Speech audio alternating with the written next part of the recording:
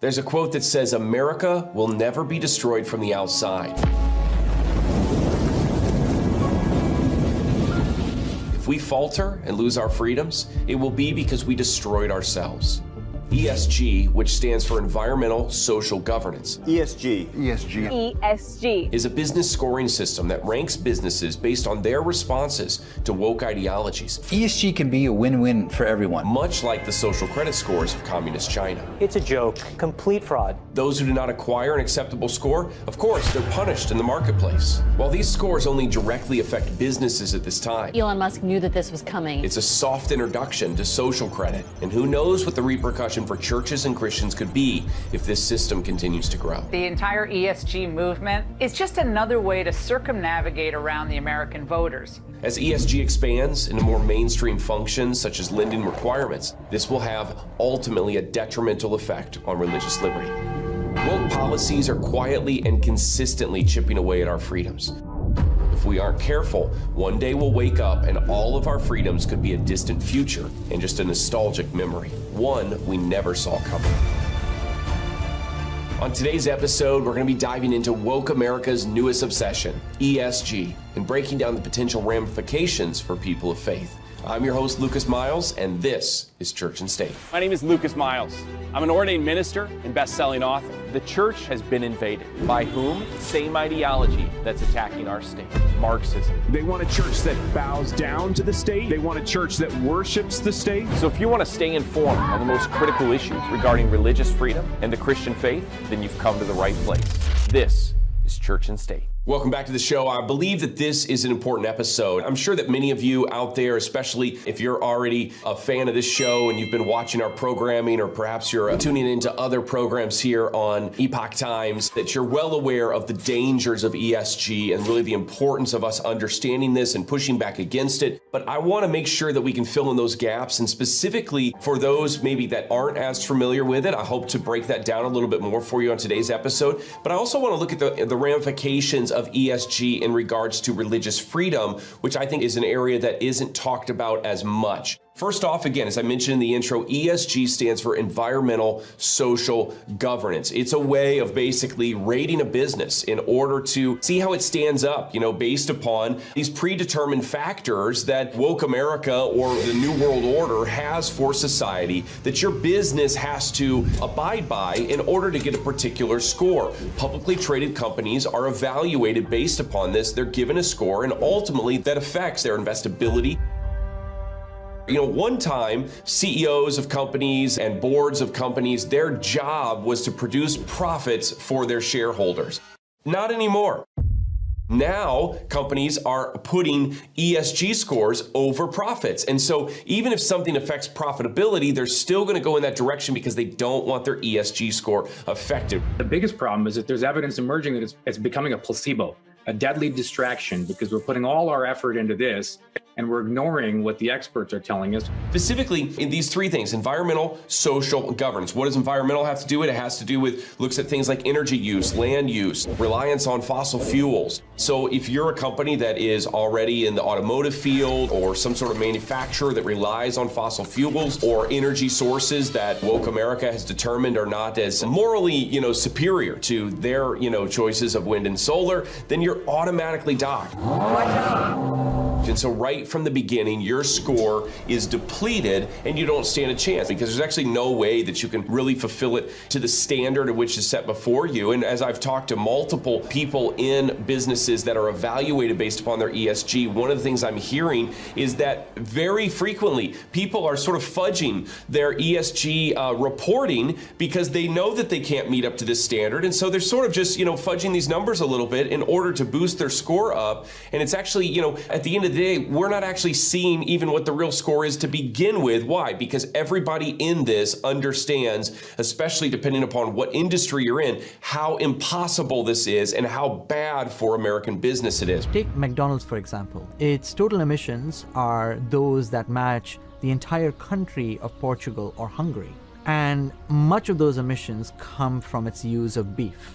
But when MSCI gave it an ESG rating upgrade in April 2021, it did that by reducing the weighting of emissions from a mere 5% to to nothing and instead replacing it with a new initiative that McDonald's had launched around recycling.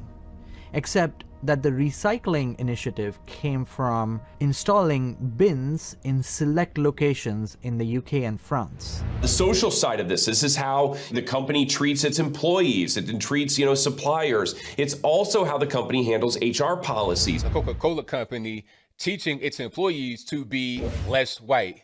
You heard that right. I did not make it up. You got to be less white. How it handles policies of diversity, equity, inclusion, which is a major part of the ESG score. Already, as people of faith, there's going to be some problems with how woke America treats diversity, equity, inclusion, and how people of faith view a divine, God-given equality that we have as believers. And so there's going to be some pushback there right from the beginning. And lastly, we have this governance issue. It kind of applies to all of the aspects of the company. And so all of these numbers are put together to get this score that then is used to look at the investability of the company, the success of the company. Again, in many cases, the ESG score is being looked at more so even than profits or profitability in determining the investability of this particular company. As I mentioned here, this is very similar to China's social credit score. In 2014, the Communist Party called for a system to allow the trustworthy to roam everywhere under heaven while making it hard for the discredited to take a single step. In trials across the country, cameras and spyware are watching, mapping your digital footprint to every step you take. What you do, say, and even think is being monitored and marked against you.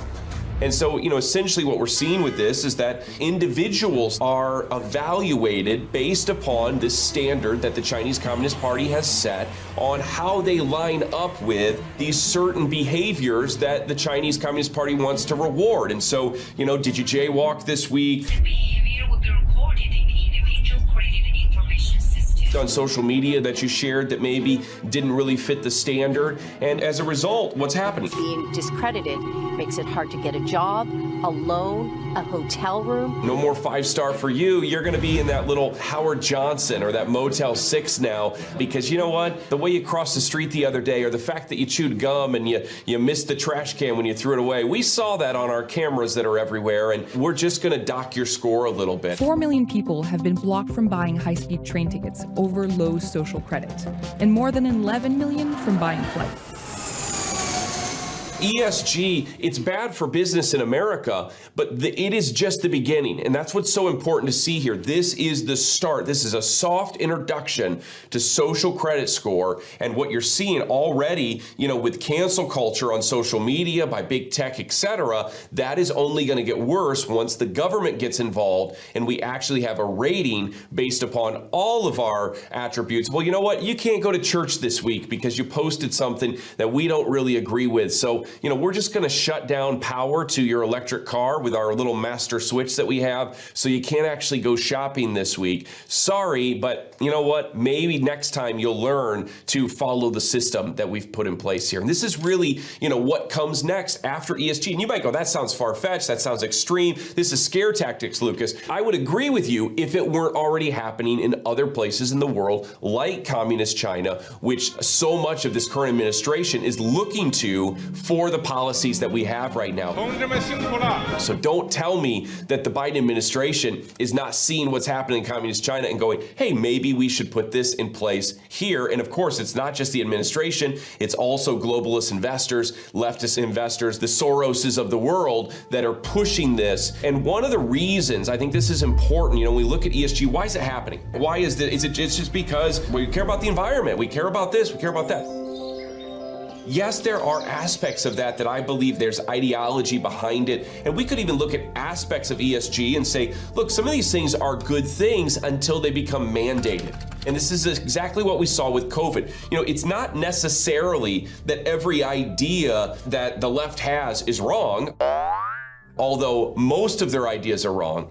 But it's the moment that you make something a mandate in such a way that if you don't abide by this, our opinion to this thing, that then you are somehow docked. These aren't just basic safety laws. This is actually crippling America businesses. Let me give you, a couple reasons why.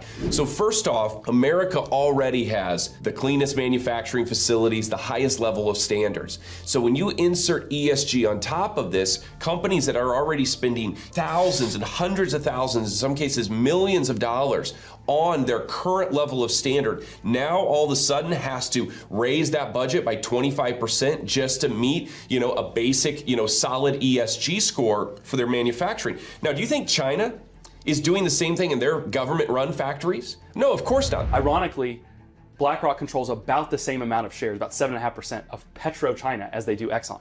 But they don't engage in any of the same behavior when it comes to that company. They don't push for net zero policies. They don't fiddle with the board of directors. I think if they did, Larry Fink would find himself not welcome in mainland China very quickly, because we know how that government acts. This is one reason why some, U.S. businesses send their manufacturing to China. Why? Because there's certain costs that they can cut in order to be able to lower the cost of production. What costs are being cut? Specifically, they're actually avoiding certain things. So China is sort of introducing this at a social level, and they're sort of pushing this out on the rest of the world when they themselves are not following ESG within their own manufacturing facilities into the same standard that we're seeing here in the US. So as we cripple American businesses by, requiring them to go to this standard, what do American businesses do? They go, look, this is too expensive to try to meet this standard here in the US. We're gonna start sending this stuff overseas. Who benefits from this? Communist China benefits from this, of course. And so, this is the cycle that we're seeing, and really the sinister nature of ESG is it's not there to help make businesses more profitable. It's not there to make the environment better or to make Earth better for humans. No, because the left views humans as parasites. It's all about helping the environment, but not helping the actual standard of living for individuals on planet Earth. And I'll show you an example later here that we're seeing in Sri Lanka of where ESG has completely backfired. So we'll talk about that at the end of the show. A couple things here. According to Glenn Beck, ESG investments rose from 10 billion in 2015, 10 billion is a lot of money, to now over 246 billion in March of 2021. That is an astronomical increase in just a very short period of time. Of course, the Trump administration had tried to put some things in place to begin to limit some of the investment into ESG and limit some of the power of this. But of course, the new administration is full throttle pushing this even harder. Basically, the advocates of ESG, they would say things like this is an opportunity for people to put their money where their mouth is and these certain policies. But the way it's playing out ultimately is hurting business, and it's hurting the employees specifically, because employees are losing their jobs over not being able to meet a certain standard. I'm sorry, your skin color doesn't line up with our ESG requirements, so although you've been doing a great job at this plant for the last 30 years, and your father who worked with us for the last 40 years before that, he was a great employee, sorry, you know what, we gotta let you go because we have to replace you with some other people in order to get our ESG score up. I'm sure you understand because you're socially responsible, right? And you'll take this and it'll be good for you in the long run. And look, if it's good for the environment, it's good for you. I mean, this is the attitude in which ESG is being rolled out in this country. It's arrogant, it's bad for business, it's bad for the employee, and ultimately it is not doing what they're saying it's doing for the environment, for social circumstances, etc. So as we keep looking at this, one place I want to go is I want to go to a friend of ours, James Lindsay. You might have heard of James Lindsay. James Lindsay is just a brilliant thinker. He has been speaking out against wokeness and ESG for several years and has really made quite a big splash in America in helping people to understand the dangers of these things. Elon Musk is completely right.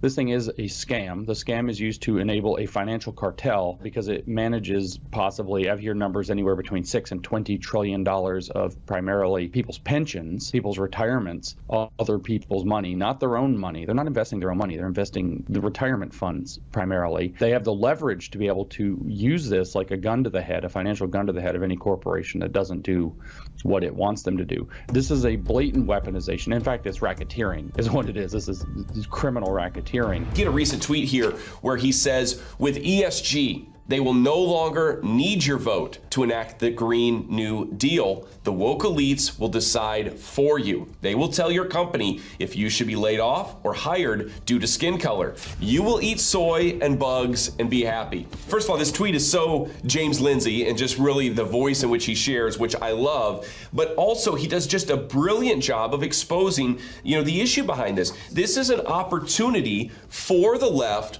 to push things like the Green New Deal without ever passing the Green New Deal. This is the left's way around the Constitution. This is the left's way around, our Congress and Senate, around the we the people. It's their way around these things because they don't even have to go through Congress. They don't even have to make this a law if they can get corporate America on board in order to enact this themselves. It's sort of this corporate fascism. It's corporate Marxism in these ways where it is using American corporations and global corporations in order to push Marxist ideology on the people of the United States and really around the world without having to ever take it to a vote. And this is why this is so insidious. If it were just happening in the polls, we could rally, we could go, we could, really work the vote and show up and make our voices heard. But this is happening in these corporations that are deciding these things outside of the State House.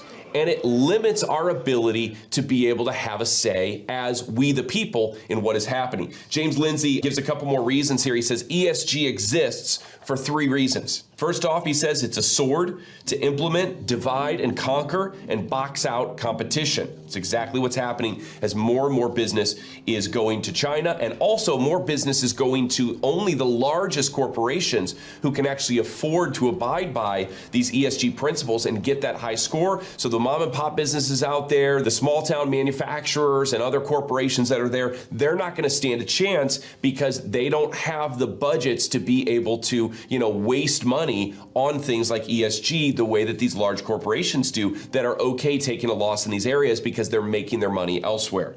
He says it's also a shield to look morally virtuous while doing it. Of course, this is virtue signaling at its finest, to really, flex your ESG score and all the things that you're doing, all the while you're really in bed with communist China, who, by the way, is not going to stop their sweatshops and is not going to stop their organ harvesting and these things because they don't have to, because what they're doing is not under the same standard as the rest of the world that is now bought into this woke ESG score. It's a perfect, brilliant scheme to weaken everybody else as the Communist Party around the world gets strengthened. And lastly, James says number 3 is to install arbitrary power. DEI, diversity, equity, inclusion, ESG, and other political officers, and to enforce compliance with its arbitrary standards. So now it's not just enough to self-report your score. We're actually going to create some new positions around here. We're going to put some officers in place to make sure that your reporting is going the way that we think it needs to. And if it doesn't, we're going to show up at your place. We're going to knock on your door. We're going to tour around your facility a little bit to make sure your numbers line up. And if they don't, guess what? You're punished in the marketplace. And ultimately, if ESG goes into the next level of the social score in America, you're going to be punished with the ability to shop, where you can drive, where you can vacation, all of these things, just like is happening in communist China. James does a brilliant job of pointing those things out. A place where we're seeing this specifically really start up in this country, and I think it's probably the most developed in America in this sense, is in the banking system. Now, it's certainly in other corporations and investments and companies that are in America, especially those that are publicly traded, but we're seeing it in the banking system more than anything. One thing that you can do is you can talk to your banker and find out if they are, subject themselves to ESG. What that's probably going to do is it's going to lead you to more local banks and credit unions that aren't, dependent upon national investors and the market in general, and they're looking to really manage things within a local community and ensure that local people are treated well and that they have financial resources that they need in order to be successful in business. That's one thing that you can do initially to fight against ESG. Now, I mentioned earlier electric cars and the ability to sort of turn those things off. Here's one way that could play out. Give this a watch. And you get a notification that pops up on your cell phone that says, sorry, your car, because they're trying to push for all electric cars, I wonder why, your car has been disabled for the next 48 hours. Which is happening right now. And by the way, you now only have power for 6 hours a day. due to the post that you posted on December 13th. Yeah. And here's what they'll do. They'll say, if you think this is wrong, please submit your appeal here. Yeah, please submit your appeal, and we'll get back to you in 48 hours after your car's turned back on. Yeah. But it's just like, if you guys can't see that that's a possibility now, then you can't see anything. That's scary. The idea that the government can decide when you can drive, where you can drive, how far you can drive, all based upon a post that you shared on social media, on Twitter, on TikTok, that's frightening. And look, I don't say this just to scare you guys. I'm not into just, promoting fear and trying to, push fear on people to get them all riled up. This is happening in places around the world. And while a lot of people in America are sort of asleep, they don't know what's happening, they're not paying any attention to this, these policies keep creeping in closer and closer upon and surrounding the American people. And these things are starting to become a reality. One of the individuals I really respect in this space who talks out against this is Glenn Beck. Glenn talks specifically about how ESG is, really going to affect society as a whole. Our society is being completely redesigned with something called ESGs. They are going to make tons of money. Social justice has now been monetized. This is going to be a very unpleasant and socially unpleasant transition that we all have to go through. No, we actually don't all have to go through that. No, No, you're deciding, you and those of you in Davos. This is the Davos plan. We've all heard go woke, go broke, but this doesn't seem to be true anymore.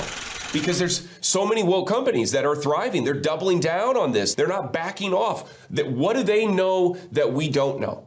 See, ESG, they are investing in this because they know that this is the future of the marketplace, or at least what they believe to be the future of the marketplace. ESG is a window into a company's future. Together, we are working toward a smarter future for all. These are smart people. These aren't idiots. They're not just, these blind liberals, these dumb liberals, as people would call them. These are smart people that are pushing their finances into what they believe is the next thing as part of this great reset in order to move their money into an area that they believe is going to pay a dividend, it's going to pay a return because they're going to be benefited by either the social market or by this Marxist-controlled, government-controlled, communist-controlled marketplace, that they're going to receive the payout for that. And they literally seem to be seeing this as a long-term investment that they're willing to put into their company because they believe they're going to get a return.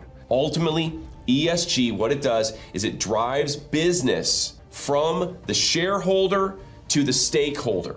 This social part of ESG, really all that it is it's anti-white, it's anti-faith, it's anti-family, it's anti-police, and it's woke. That's really what's behind the social side of environmental social governance. So when we look at all this, what does this mean for us as Christians? What does this mean for us as people of faith? What does it mean, for somebody who has a belief system that doesn't line up with woke ideology, that doesn't line up with anti-law enforcement, anti-family, that doesn't line up with all these other things that wokeism stands for? Where do we sit?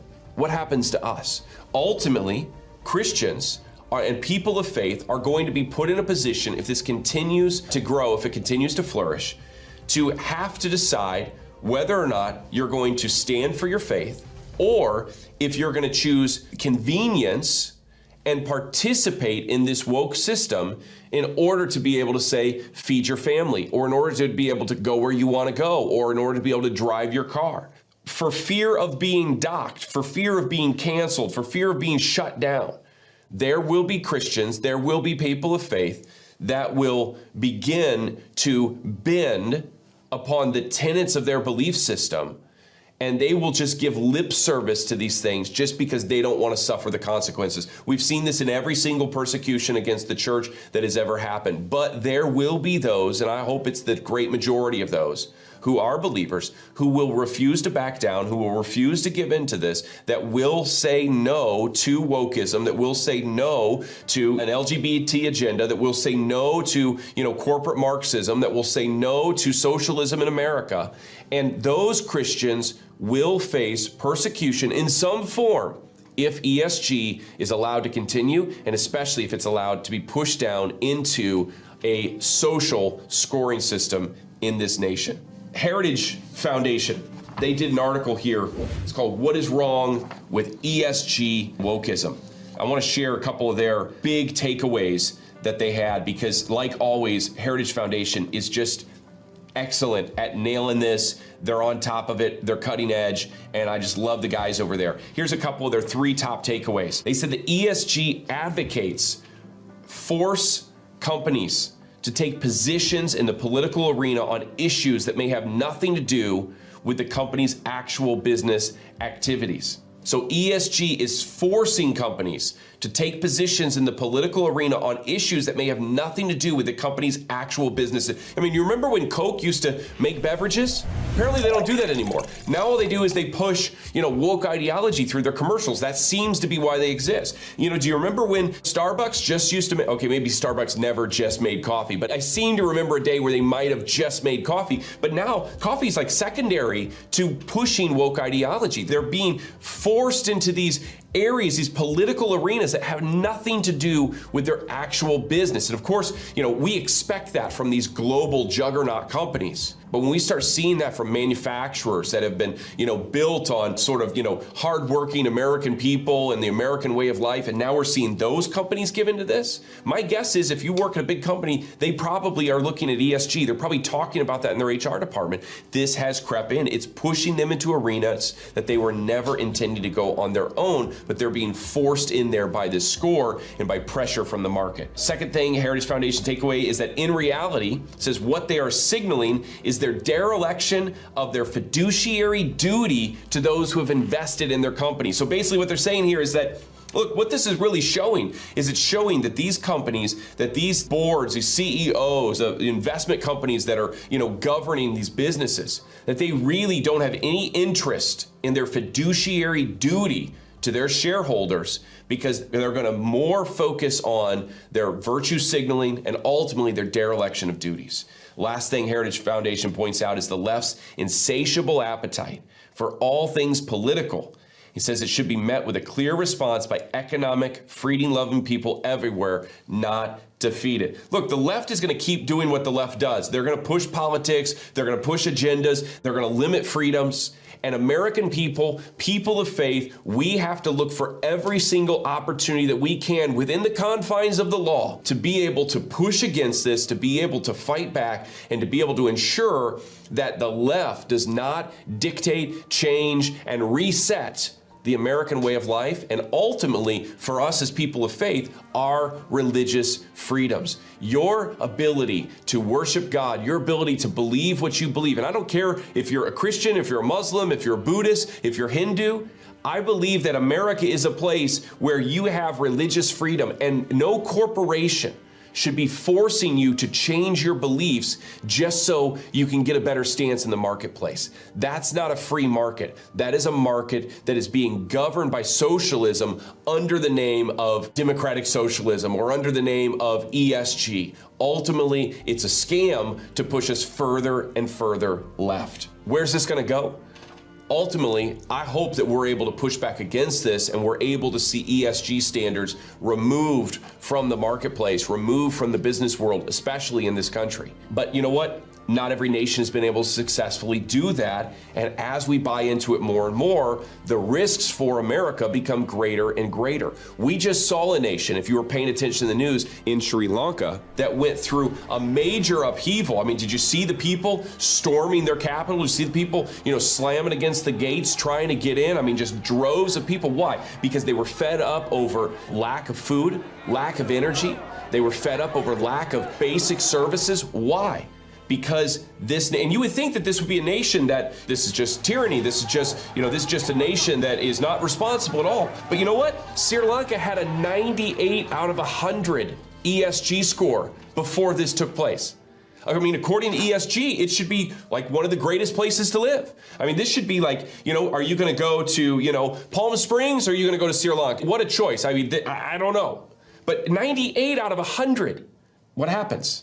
According to Alex Epstein, he tweets, Sri Lanka's received an ESG score of 98 out of 100. And Epstein is the author of the book, The Moral Case for Fossil Fuels. He writes, ESG measures environmental goodness by how little humans impact Earth. So basically, ESG measures our environmental score, how good we are to planet Earth. It doesn't measure at all how good we are to the people on planet Earth. Because why? The left views people as parasites. The left views people as they're secondary. They don't matter. We just have to help Mother Earth because she's the one that we really have to take care of.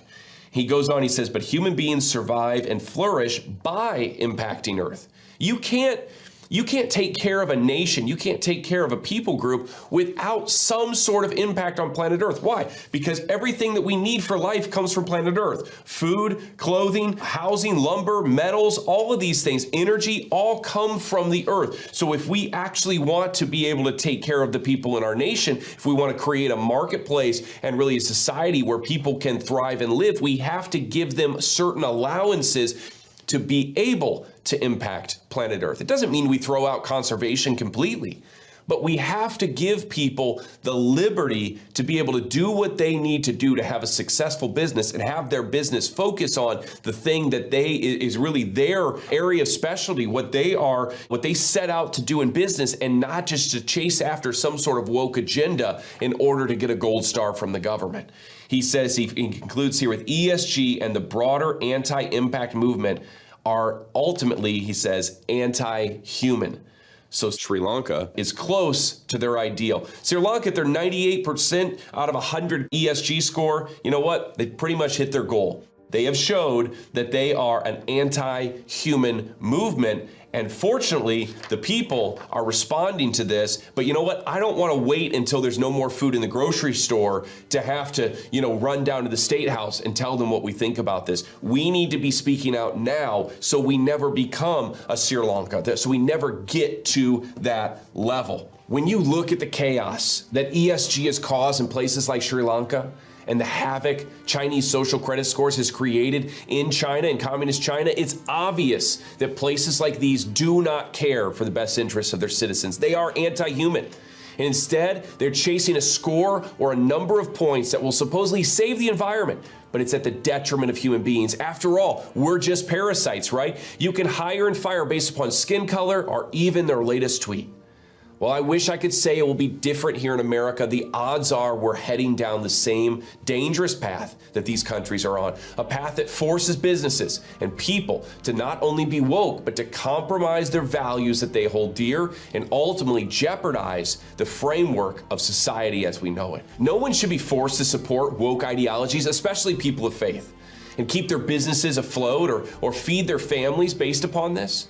Christians shouldn't have to worry about how to reconcile governmental requirements with what we're told to uphold in the Bible. That shouldn't be a tension that we have to balance. It's concerning, yes, but the good news is we aren't too far gone to turn this around.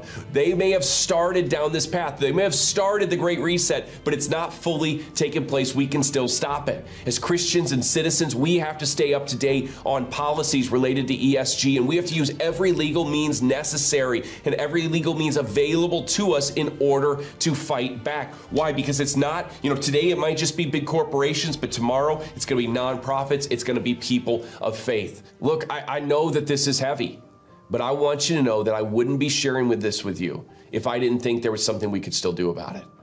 Thank you for joining me today on this important episode. I hope you'll be back next time with us for another episode of Church and State. As always, I'm your host, Lucas Miles, and remember, always stand strong and keep the faith.